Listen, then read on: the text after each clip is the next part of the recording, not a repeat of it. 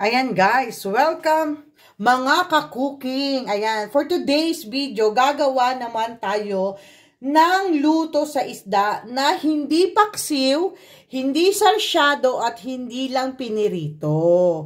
Hindi rin tayo gagawa ng Spanish style na sardines, hindi. Ang gagawin natin ngayon guys, napakasimple. So, ito yung patatas, rosemary, yan. Salvia leaves.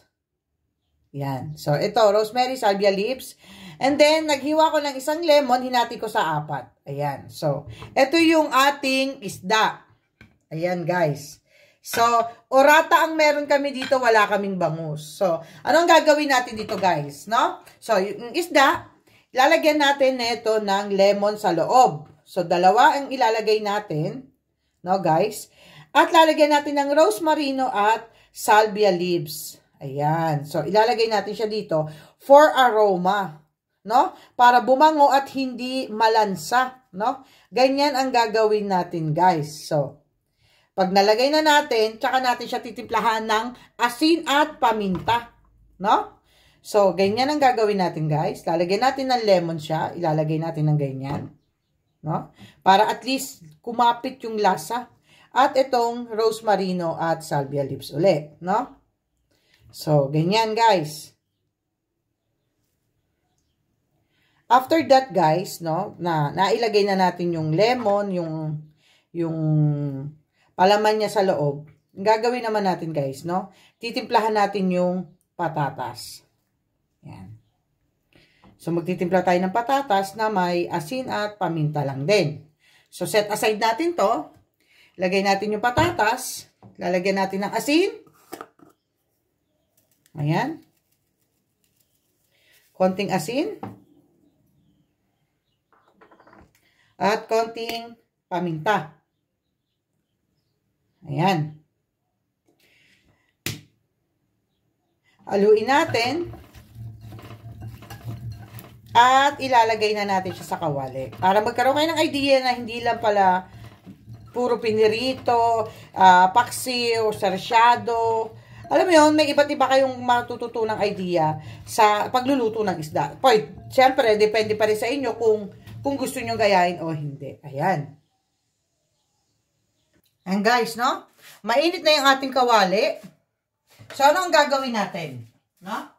Maglalagay tayo ng mantika, pero pa-spray. Yan. Kasi konting mantika lang yung ating kailangan. Nagets nyo? Konti lang. So, ayan, di ba? At nakikita nyo naman, konti ang ating mantika. Spray lang siya, guys. So, yan yung reason kung bakit mag-aano tayo ng yan. Di ba? Narinig nyo naman, guys, yung ating kawali, no? Talaga namang ano. So, ang gagawin natin, ilalagay natin yung isda diyan, no? At yung ating patatas. So, ilalagay natin yung isda. No?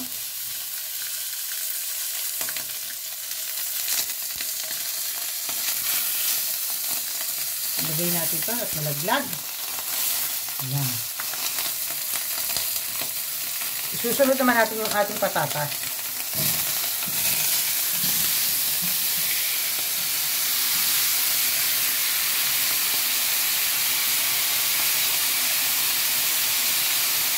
Ayan. So, ito bali, ang nangyayari siya dito, para natin siyang i-bake, no? Instead na oven ang gamit natin, kawali, guys, no?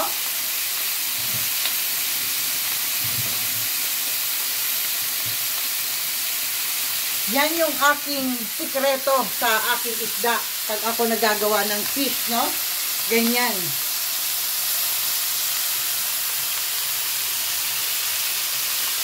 Pag alam na natin nag-golden brown na yung kabila, ibabaliktad natin siya, no? Alam mo yun, ililipat natin. Pero, dito, tatakpan muna natin siya ng mga 5 minutes. Ayan. Takpan muna natin ng 5 minutes yung ating isda. Ayan. 5 minutes, guys. And guys, after 5 minutes, no? Wow! Babalik na rin na natin siya. No? At least, malaman natin kung ano na ba yung lagay ng ating fish. No?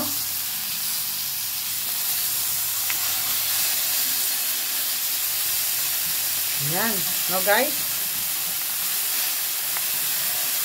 Oh, diba? Ang ganda na ng ating fish.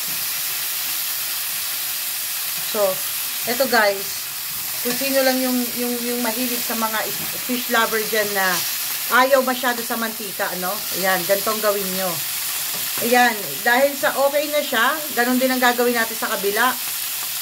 Lalagyan din natin siya ng 5 minutes, no? Time. Tapos yung patatas, maluluto na rin yung patatas niya kasi isinabay natin tapos may takip pa. So, ganyan o guys, ang gawa ko, pag ganyan, nagbubuhos ako ng white wine, guys. Sa atin, ang alternative, kung wala tayong white wine, no?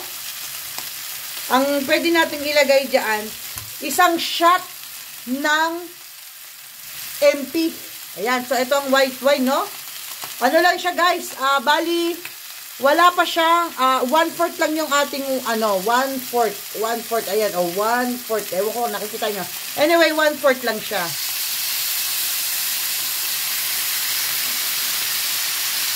Yan. 1/4 lang, guys. And then, after that, tatakpan natin uli. Mamaya natin malalaman kung luto na siya. 5 minutes uli, guys. Yan. After 5 minutes, guys. Wow. Tingnan nyo naman, di ba? Para natin siyang in-oven, guys. Di ba? Ang ganda niya na. So, ito, luto na. Dahil ang patatas, luto na din, guys. So, ito yung ating bake, no? Na fish, baked fish natin siya, no?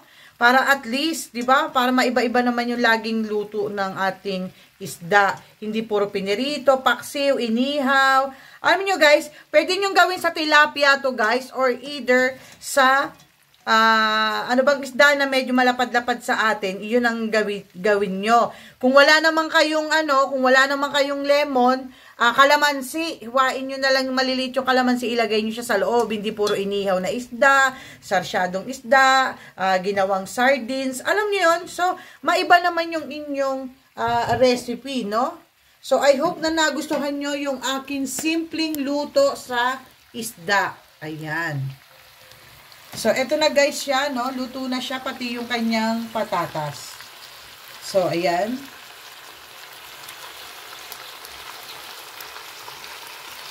Ayan. So, I hope na na-enjoy nyo ang aking simpleng luto sa aking isda. Ayan. Thank you mga ka-cooking!